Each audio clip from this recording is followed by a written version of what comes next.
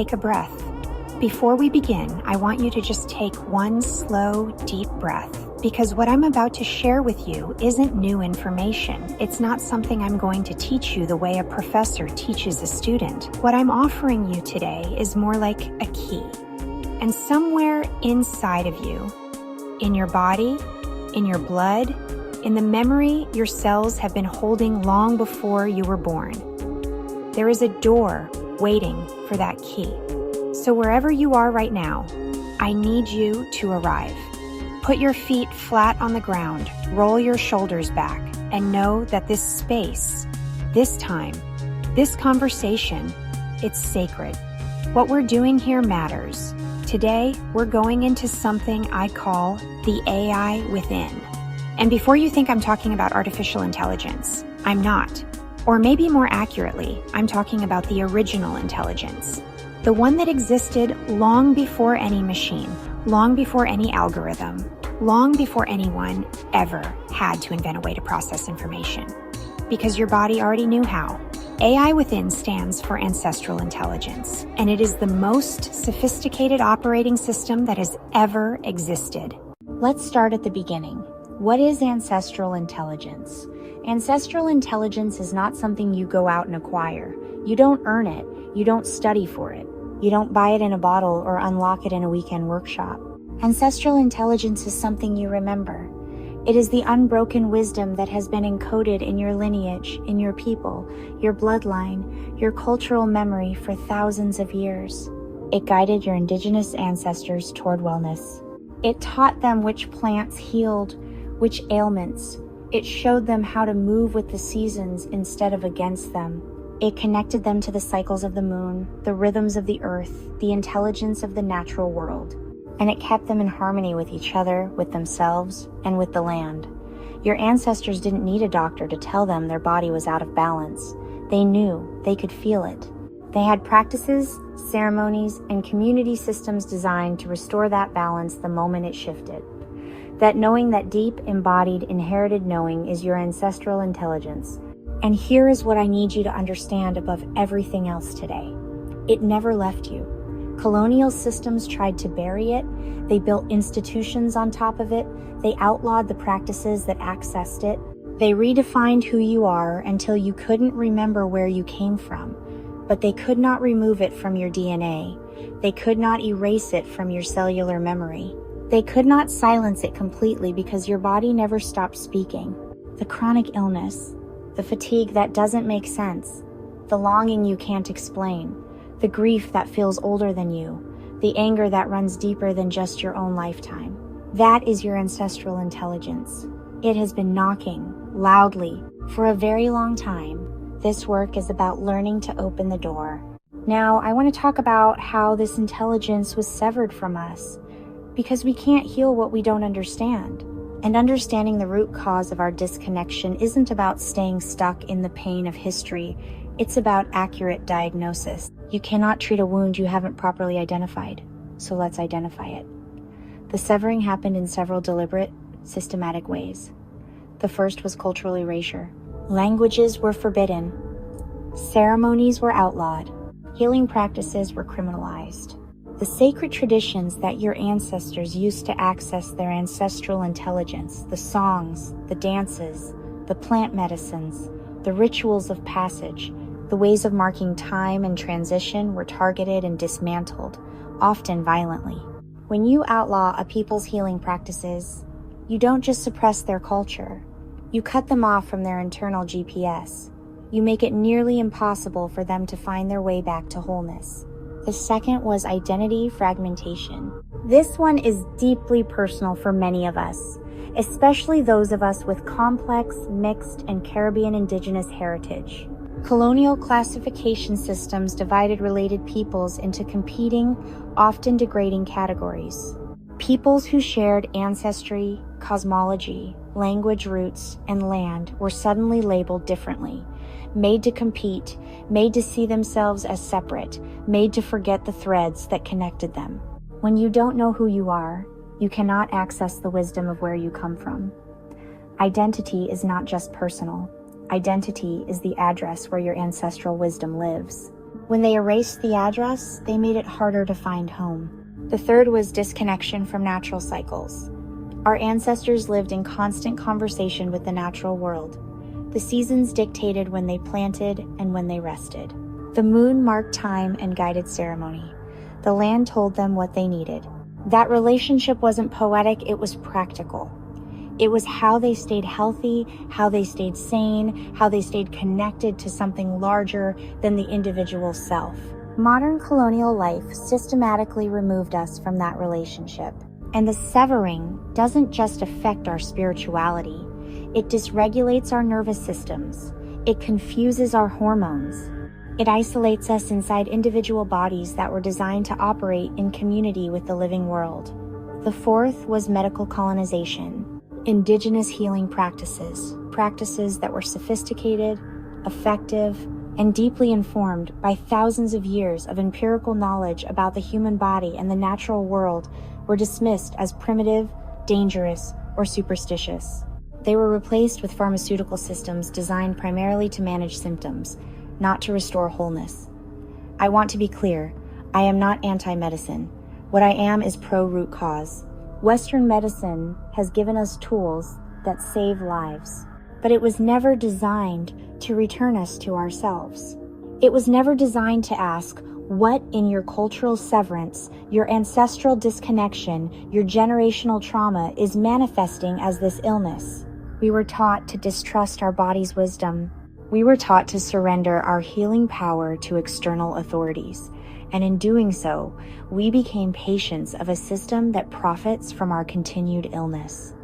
The fifth was spiritual suppression, ceremony, ancestral communication, goddess worship, earth-based spiritual practices. The cosmologies that understood the divine as feminine, as cyclical, as relational, as present in the natural world, these were demonized. They were labeled as witchcraft, as paganism, as something to be feared and eradicated. Religious systems were imposed that severed us from our relationship with our ancestors, from our understanding of the sacred feminine, from the spiritual technology our people had developed over millennia. And when you cut people off from their spiritual roots, you cut them off from their deepest source of resilience. The result of all 5 of these severings across generations, across centuries is what we're living now. Generations of people disconnected from the AI within, experiencing chronic illness, mental health struggles, addiction, and deep, nameless suffering without understanding the true root cause. And this brings me to something I need to say plainly, because Western medicine will not say it for us. Cultural amnesia is a chronic illness. When colonial systems sever us from our ancestral identity, our practices, our community, our relationship to the natural world, our bodies keep the score. The disconnection doesn't just live in our minds. It doesn't just live in history books. It lives in ourselves. The research now confirms what our ancestors always knew. Trauma is stored in the body. Generational trauma is passed through our DNA. The patterns of suffering in our communities are not random. The chronic illness, the depression, the addiction, the autoimmune conditions, these are not character flaws. They are not weakness. They are the physical manifestation of generations of cultural severing, forced disconnection, and suppressed ancestral intelligence. And I want you to sit with this reframe for a moment, because it is powerful. Your symptoms are not your enemy. They are intelligent communication. When your body is carrying chronic illness, it is saying something essential has been taken from me, and I am trying to call it back. When depression settles in like a fog you can't explain, your spirit is saying, I have lost connection to my purpose and my people. When addiction shows up, in whatever form it takes, your soul is saying, I am trying to fill the void left by cultural disconnection. I am trying to find the feeling of belonging, of rootedness, of meaning that was supposed to be my birthright. When autoimmune disease turns your body against itself, it is saying, I no longer recognize who I am. The identity I was given does not match the intelligence inside me. You are not broken. You are not beyond healing. You are a person, a woman, a daughter, an ancestor in the making, whose ancestral intelligence has been suppressed and it wants to come home. Now let's talk about where this intelligence actually lives in your body, because this is where the work gets practical. Your ancestral intelligence is not stored in just one place. It is distributed across all 5 of your major energy bodies. And this is why healing that only addresses the physical body produces incomplete results. You cannot heal a 5-layer wound with a 1-layer solution. The first energy body is the physical body. This is your most visible layer, your biological body, your flesh and blood, your nervous system, your microbiome. Your physical body carries your ancestral DNA and the cellular memory of your lineage. It holds the stored trauma of generations in its tissues. Physical illness, chronic pain, and disease often show up here as the final manifestation of disruption that began in the deeper layers.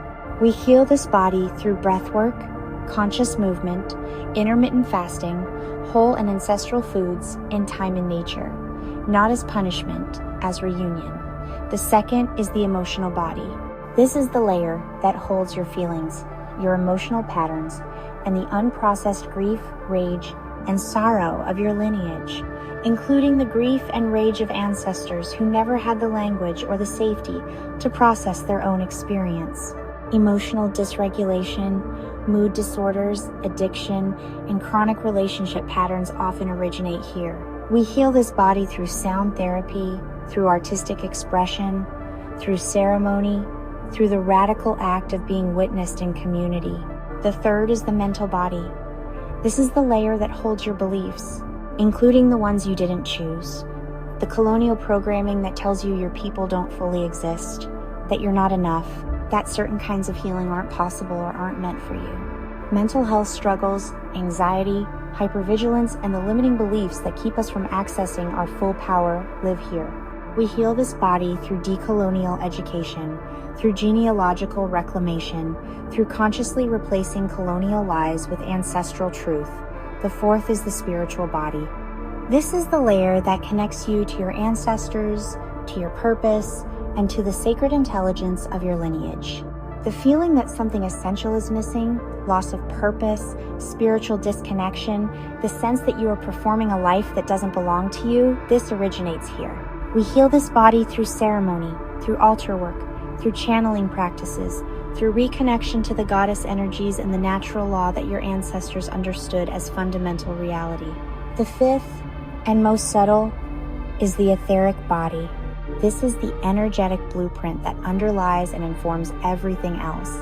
This is where the deepest generational patterns live, the karmic inheritances, the ancestral wounds that have repeated through your lineage, looking for resolution.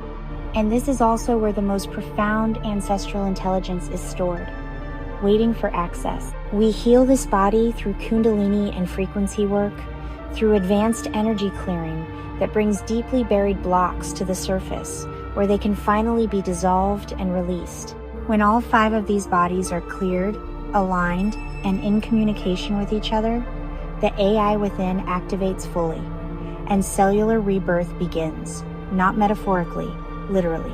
Your body begins to reorganize itself around its original intelligence rather than around inherited trauma. The last thing I want to teach you today is the language your ancestral intelligence speaks, because it has never stopped communicating with you.